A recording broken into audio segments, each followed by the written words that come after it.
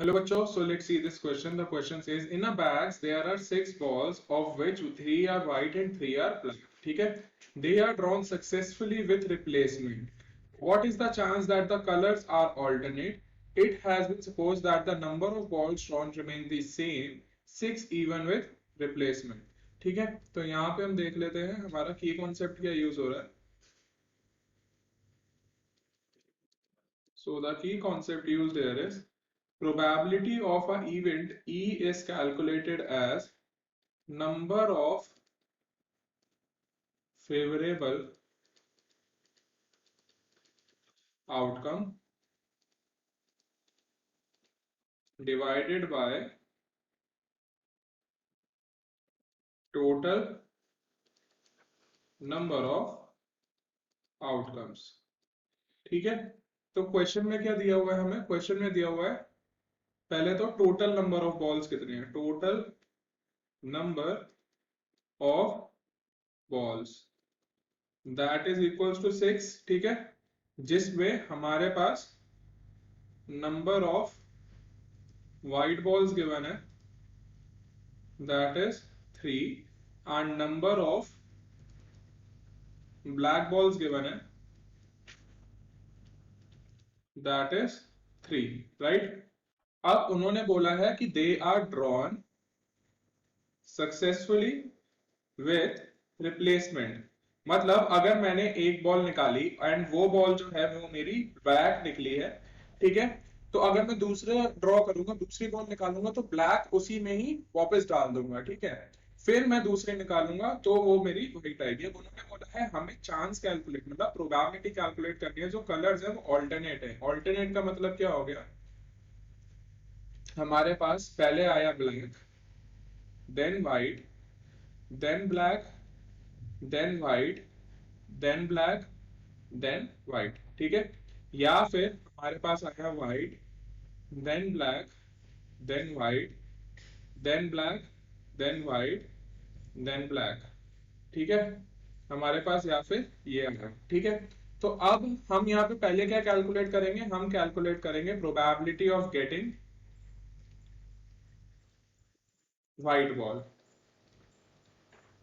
Right. तो ये क्या हो जाएगा, व्हाइट बॉल कितनी है, नंबर ऑफ व्हाइट बॉल्स है 3 and total number of balls है 6. इसको सॉल्व कर लेंगे, 3 1 जा 2 जा, तो ये आ गई हमारी 1/2. फिर हम कैलकुलेट करेंगे probability of getting black ball. ठीक है, वो हो जाएगा 3/6, right. 3 number of black balls है एंड 6 हमारी टोटल नंबर ऑफ बॉल्स है. इसको सॉल्व कर लेंगे, ये भी आया हमारा 1/2. अब आप यहाँ पे देखो, एक यहाँ पे एक इवेंट को देख लेते हैं, हमारा ब्लैक व्हाइट जिसमें सबसे पहले ब्लैक आ रहा है. ठीक है, तो यहाँ पे इसकी प्रोबेबिलिटी क्या होगी, इसकी प्रोबेबिलिटी होगी 1/2, राइट. हमने कैलकुलेट करा गेटिंग अ ब्लैक बॉल. फिर इसके बाद व्हाइट की प्रोबेबिलिटी क्या होगी, अब उसने ब्लैक बॉल निकाली, उसके बाद उसको वापस डाल दिया, मींस रिप्लेसमेंट हुई है. ठीक है, तो यहाँ पे ये भी 1/2 हो जाएगी. सिमिलरली सबकी हमारी 1/2 हो जाएगी. ठीक है, क्योंकि यहाँ पे रिप्लेसमेंट हो रहा है. ठीक है, तो हमारे पास ये दो इवेंट्स बन रहे हैं, तो हमारे पास रिक्वायर्ड प्रोबेबिलिटी क्या हो जाएगी, रिक्वायर्ड प्रोबेबिलिटी हो जाएगी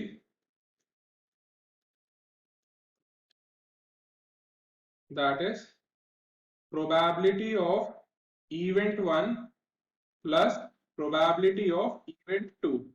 इवेंट 1 हम ले लेते हैं फर्स्ट वाले केस को, इसको ले लेते हैं हम इवेंट 1, इसको ले लेते हैं हम इवेंट 2. सिमिलरली हमारे इवेंट 2 में भी हर एक ड्रॉ की प्रोबेबिलिटी 1/2 होगी.